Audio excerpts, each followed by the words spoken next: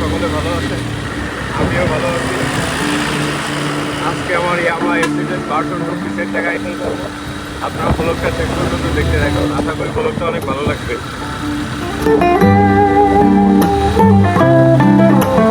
এখন যাচ্ছি আমাদের ফকিরহাট বাজারে টায়ার আনতে যাচ্ছি। ওইখান থেকে টায়ার কিনবো, ওইখান থেকে টায়ারটা ইনস্টল করবো। পিছের টায়ার অবস্থা খুব মর্মান্তিক অবস্থা, খুব বাজে অবস্থা। টায়ারের দড়ি বেরোয় গেছে। আমরা আপনাদেরকে টায়ারটা শেয়ার করবো, পিছের টায়ারটা। আপনার ব্লগটা শেষ পর্যন্ত দেখতে থাকেন।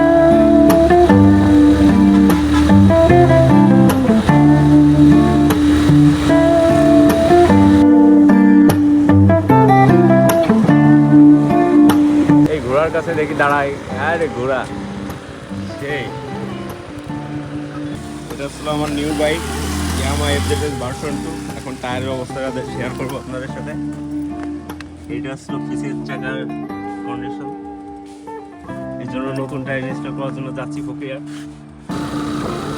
আমরা চলে আসছি ফকিরহাটে কাছাকাছি। এখন এই টায়ারের দোকানে ঢুকবো।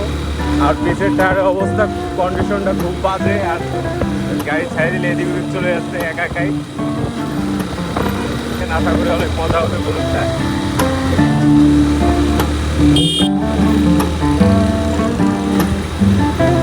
মোটর ব্লগ এইটা আমার ফার্স্ট করা হচ্ছে। মোটর ব্লগ করছি আগে, অনেকগুলাই করছি, কিন্তু বয়স এই যে ফার্স্ট মিলাচ্ছি ব্লগের সাথে। জানি না প্রথম বয়স কেমন হবে। কমেন্টে বলেন, যদি কোনো ভুল হয় বলবেন, তাহলে পরের থেকে শুধরানোর চেষ্টা করবো। এই যে চলে আসছি টায়ারের দোকানের কাছাকাছি।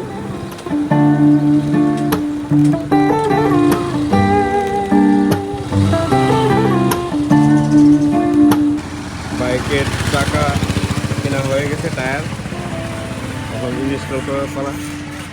টায়ারের কন্ডিশন দেখেন, পুরো বিট খেয়ে গেছে টায়ার। একটা নতুন টায়ার এখন ইনস্টল করবো।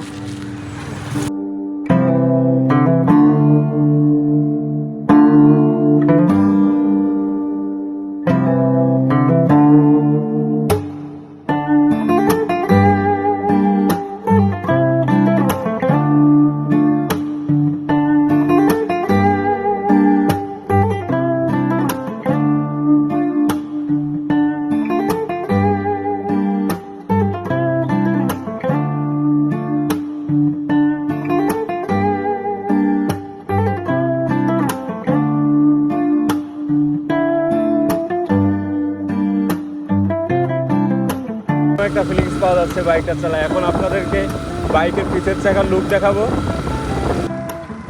পিছের চাকার লুকটা পুরাই কেজি লুক, ঠিক আছে। এখন পুরো বাইকটাই কেজি লাগতেছে। এফজেড ইয়ামা ভার্সন। ব্লগটা এই পর্যন্ত শেষ করতেছি।